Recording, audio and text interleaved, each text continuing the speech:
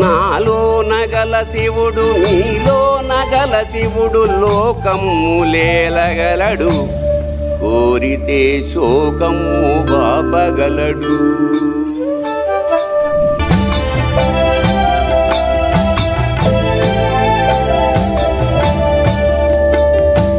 నాలో నగల శివుడు నీలో నగల శివుడు సగము పంచియగలడు. నాలో నగల శివుడు నీలో నగల శివుడు సగము పంచియగలడు తిక్కతో అసలు తుంచేయగలడు.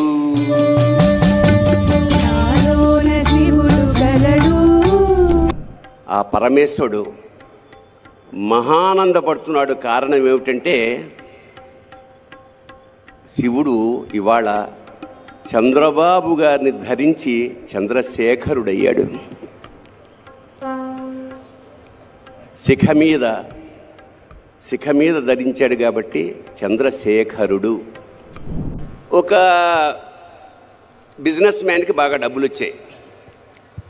బాగా డబ్బులు వచ్చిన సందర్భంలో అతను వజ్రాల ఉంగరం చేయించుకున్న నవరత్నాలది.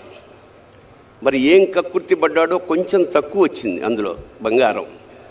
పెట్టుకున్నాక రాత్రి తీసేద్దామంటే బిగుసుకుపోయింది, రావట్లా. ఏదో ఆయిల్ రాశాడు, కష్టపడ్డాడు, రాలేదు. రాత్రంతా ప్రయత్నిస్తే వేలు ఉబ్బిపోయింది. పొద్దున్నే భార్యకి చూపించాడు, వేలు ఉబ్బిపోయింది, ఏం చేయమంటావని. మరి ఎట్లాగా వెళ్ళి చూపించండి అంటే కంసాలి దగ్గరకు తీసుకెళ్ళాడు కట్ చేయించి. అతను అన్నాడు, కాదండి బాగా వాచిపోయింది, కష్టం, ఒకసారి డాక్టర్కి చూపించండి. డాక్టర్కి చూపించుంటే కట్ చేయాల్సిందే అంటే ఏంటి వేలా అన్నారు. కాదు ఉంగరం. మరి ఎలాగా రావట్లేదు. అప్పుడు వాళ్ళ భార్య చెప్పింది, ఒక పని చేద్దామండి, నాకు వెంకటేశ్వర స్వామి అంటే విపరీతమైన భక్తి, ఆయన్ని మొక్కుకోండి, అదే యాజ్ ఇట్ ఈజ్గా వచ్చేస్తుంది అని. సరే వెంకటేశ్వర స్వామికి మొక్కుకున్నాడు. ఏమని మొక్కుకున్నాడు? స్వామి ఈ ఉంగరం లూజ్ అయ్యి చచ్చిపోతున్నాను, దీంతో ఇది గనక పడిపోతే వచ్చేస్తే గనక నీకు ఉంగరం యాజ్ ఇట్ ఈజ్గా హుండీలో వేసేస్తాను అన్నాడు.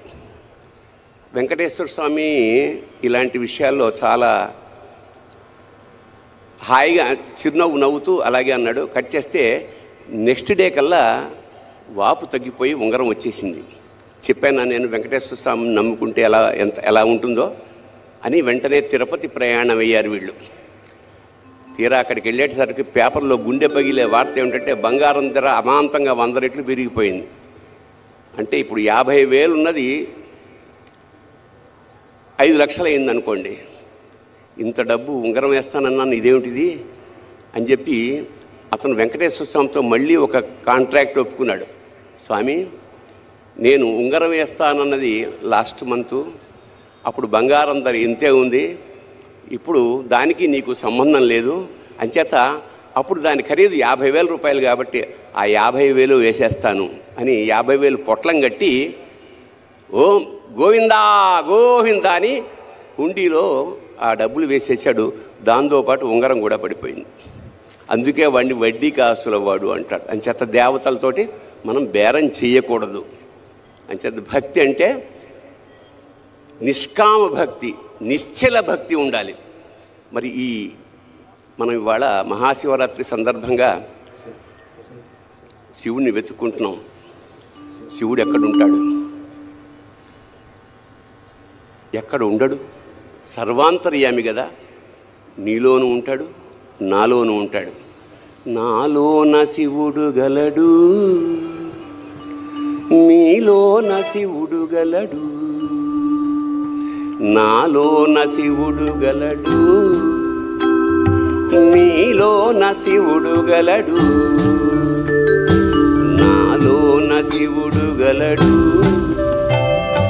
నీలోన శివుడు గలడు.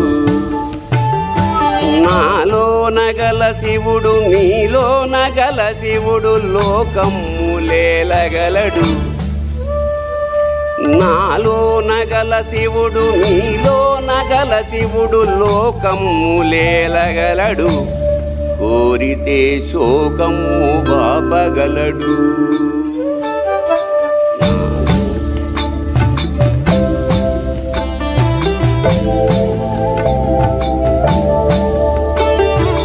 నాలోన శివుడు గలడు, నీలోన శివుడు గలడు.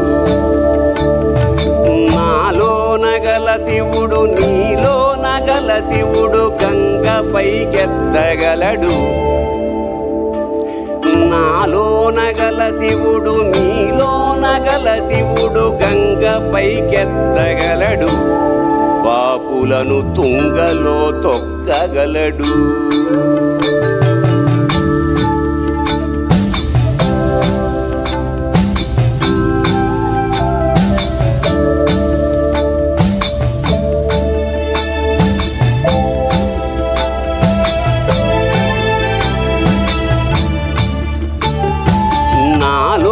గల శివుడు నీలోన గల శివుడు ఒక కన్ను తెరవగలడు.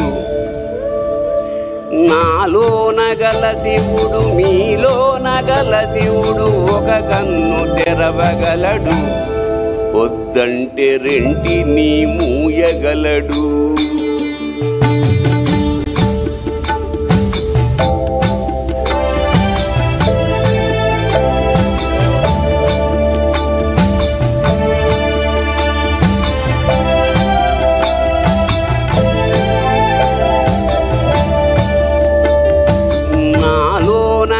శివుడు నీలోన గల శివుడు సగము పంచియగలడు.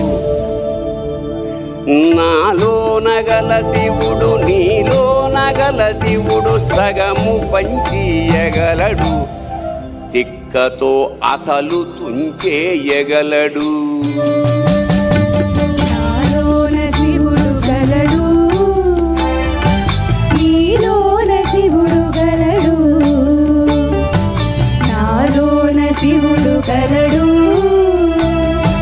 నీలోన శివుడు గలడు. నాలోన గల శివుడు నీలోన గల శివుడు రగాలాడగలడు.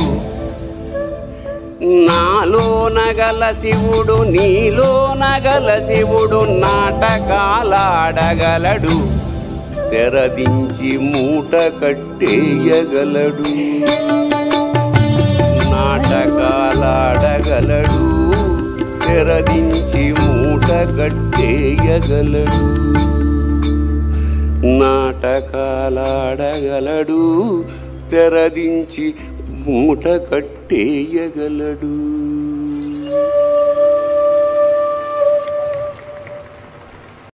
మహాశివరాత్రి పర్వదిన సందర్భంగా విచ్చేసిన అశేష భక్తులందరికీ నమస్కారాలు తెలియజేసుకుంటూ, ఇక్కడికి విచ్చేసిన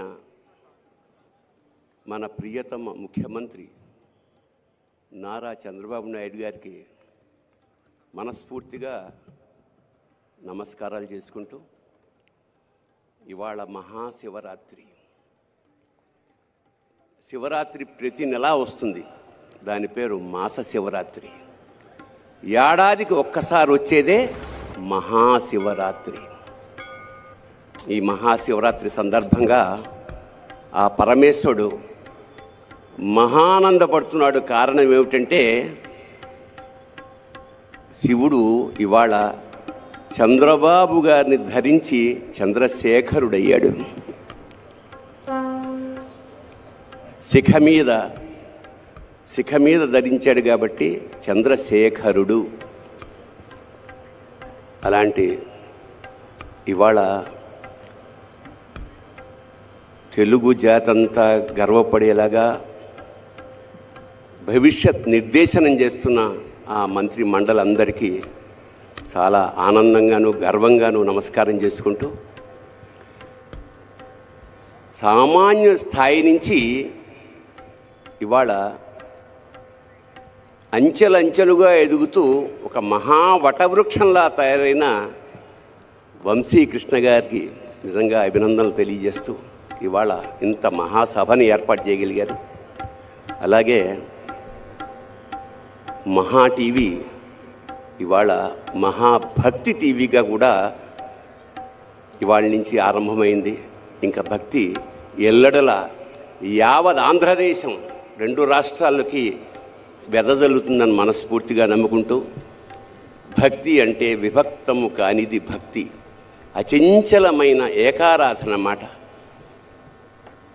ఈ సందర్భంగా ఒక చిన్న పిట్ట కథ చెప్పి ఆ తర్వాత శివతత్వంలోకి వెడదాం.